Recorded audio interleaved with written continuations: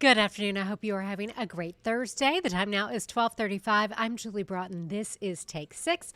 So this is when we get to hang out a little bit after our new newscast, and this gives us a nice chance to talk to our anchors, our investigators, our reporters, really everyone in the News 6 newsroom, and let you know what we're working on that you'll see later today. And it's nice to have these conversations outside of the traditional confines of a regular newscast where we have only a minute or two to talk about things. And News 6 investigator Louis Bolden is joining us today. And Louis, you were talking about something that you have been covering for years, our property insurance crisis here in the state of Florida. And you just talked to Florida CFO Jimmy Patronis about what we can expect. And I know a lot of folks still really having a lot of trouble with this. These are hard times as we head into hurricane season. Absolutely hard times. So, the Office of Insurance Regulation and the CFO, Jimmy Patronis, have been spreading the news that the market is stabilizing. And so we just wanted to put that into some context. They are basing that on two things. On one hand, you have a handful of companies that have not requested a rate increase this year. And then you have a handful of companies that have requested a slight decrease. Mhm. And so the highest decrease is about 5%. So stay with me as I go through these numbers. So we wanted to put that into context. So we talked to a homeowner who is 74 years old, and we looked at his statements over the last 3 years. If you look at all of those statements over the last 3 years, his property insurance has increased almost 200%. Wow. So if you've increased 200%, that 5% decrease, you're not going to feel that very much. Hmm. So we talked to Mr. Petronis about that, and he says that the market is getting better. It is showing signs of improvement, but that's true. But Hmm. there's also a lot of turbulence still in the market. For Yeah. example, there's a company, ASI Progressive, that is dropping 100,000 policyholders right as we head into hurricane season. So, there's some give and take there. Yes, there are slight signs of improvement, but there's also turbulence in the market as well, Julie. When you hear that, like you said, they're spreading the news and we hear, oh, some companies, ask for a rate decrease. You think, wow. But then you put it into perspective with that gentleman that you talked to. And I know looking at that, when you're talking about, especially maybe people on a fixed income or people who are on tight budgets who've seen such a huge increase, I think the question that we all want to know, and of course, I'm sure no one knows the answer, is when will we begin to see some of the prices coming down, or will we ever? And that's a really good question that a lot of people are asking. And some people believe that the prices are never going to Yeah. go down. Okay, it is just going to become the norm of what we pay. They might level out, and I think Hmm. that's what Petronas is trying to say, is that we might be getting to a point where we don't see those dramatic increases. However, I was talking to one of our investigators today who said he just got his renewal notice, and it is the most expensive increase that he's seen. The man that I interviewed tonight, you talked about people being on a fixed income. He is 74 years old. He's been retired for 3 years. And he said when he got his renewal notice last year, he was this close to having to go back to work because of Oh. the increase in his property insurance.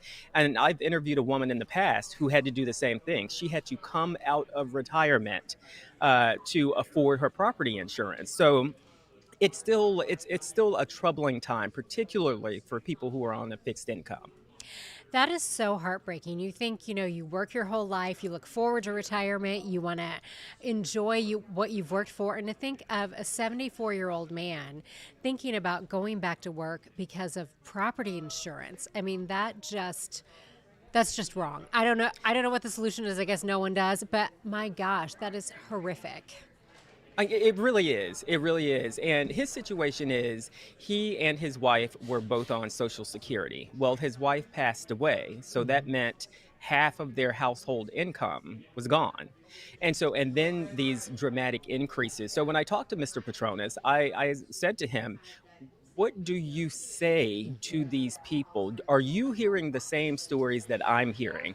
Because I've been covering property insurance for about 3 years now, and I'm still hearing from people that they are underwater, that people are suffering from this. Mhm. And so I posed that question. I told him about Mr. Rosado, and you're going to hear his answer coming up tonight at 6 o'clock. All right, Lewis, we are looking forward to that story. Like you said, I know you've been covering this for 3 years, so I feel like every property insurance question, you're our expert in the newsroom. And people come to me with their questions, and that's I okay. know. It's just something, it impacts so many people. Yes. So I have become really passionate about it because I'm Yes. seeing firsthand how it's impacting people's lives. So it's Yeah. not something we can ignore at all. No, and even if people are renters, it still affects their rent because that price has to get passed on to somebody. So this truly does affect everybody. It does. It does. Absolutely. All right, Lewis, we are looking forward to your story. Thank you so much. Okay, no problem. All right, let's get a check of your weather. It's a hot, mostly dry day out there.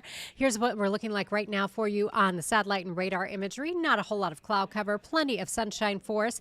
As we roll you through the afternoon hours, we have a really dry air mass in place, so that means not much rain, and those temperatures are going to shoot way up as we head toward our holiday weekend. Right now, it is 85 in Orlando, 85 in Kissimmee, 88 already in the Villages, 86 in Daytona Beach, and 85 in Cape Canaveral. Here's a look at the southeastern United States. Again, we have a big ridge of high pressure in place, which is keeping that system you see up across the Tennessee and Ohio Valley. That is keeping that well to our north.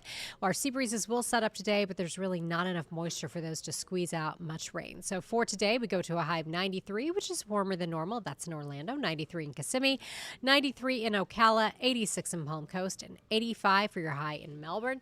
Here's how it looks for the next 7 days. 95 for your high tomorrow. Then heading into the holiday weekend, a 20% chance of rain on Saturday. We go all the way to 97 on Sunday and 98 on Monday before the chance of rain goes up to 40% for Tuesday and Wednesday. Also, we do want to let you know that NOAA released their hurricane season outlook today, and they are calling it that they are expecting a, quote, extraordinary season. We've been talking about how it will be a busier than normal season, so we'll have more on that for you coming up on News 6 at 4. Chief Meteorologist Tom Sorrells will be in. He will have your full breakdown of your holiday weekend forecast. Lisa Belge and Drew Gadsden and I will see you at 4 as well.